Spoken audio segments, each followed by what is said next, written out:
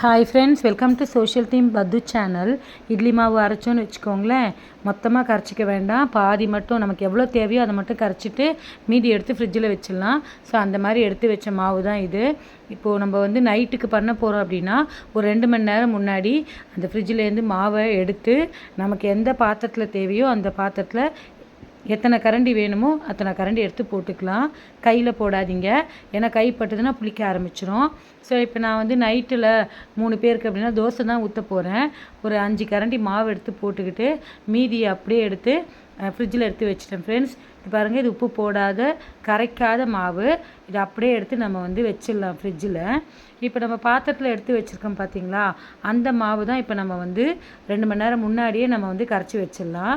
தேவையான அளவு சால்ட்டு போட்டுக்கலாம், கல்லுப்பு வேண்டாம். நம்ம கெட்டியாக அரைச்சா மட்டும்தான் நம்ம கரைக்கும்போது இட்லிக்கோ தோசைக்கோ நம்ம பார்த்து கரைச்சிக்கலாம். ஸோ நான் கெட்டியாக எடுத்து வச்சதுனால இப்போ ஒரு 1/4 டம்ளர் தண்ணி விட்டுட்டேன்.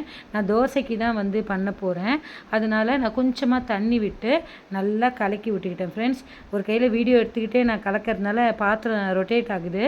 இந்த மாதிரி நம்ம கலந்துக்கலாம். இது அப்படியே 2 ஹவர்ஸ் கழித்து நம்ம எடுத்தோன்னா சூப்பராக மெத்துன்னு இருக்கும். நல்லெண்ணெய் மட்டும் 1 ஸ்பூன் விட்டுக்கோங்க. நம்ம அதாவது சுடுறதுக்கு முன்னாடி மாவில் நல்லெண்ணெய் 1 ஸ்பூன் விட்டுட்டு நம்ம சுட்டோன்னு வச்சுக்கோங்களேன், தோசை அப்படியே கண்ணாக வருங்க தோசை. அதுவும் மெலிசாக சுட்டாலும் சரி, தடியாக சுட்டாலும் சரி, தோசை ரொம்ப சாஃப்டாக இருக்கும். இட்லியாக இருந்ததுன்னா எண்ணெய் தடவி சுடுங்க, இல்லைன்னா துணி போட்டு சுடுங்க, சூப்பராக இருக்கும். இதுக்கு நான் பருப்பு இல்லாத ஒரு சாம்பார் தான் வைக்க போகிறேன்.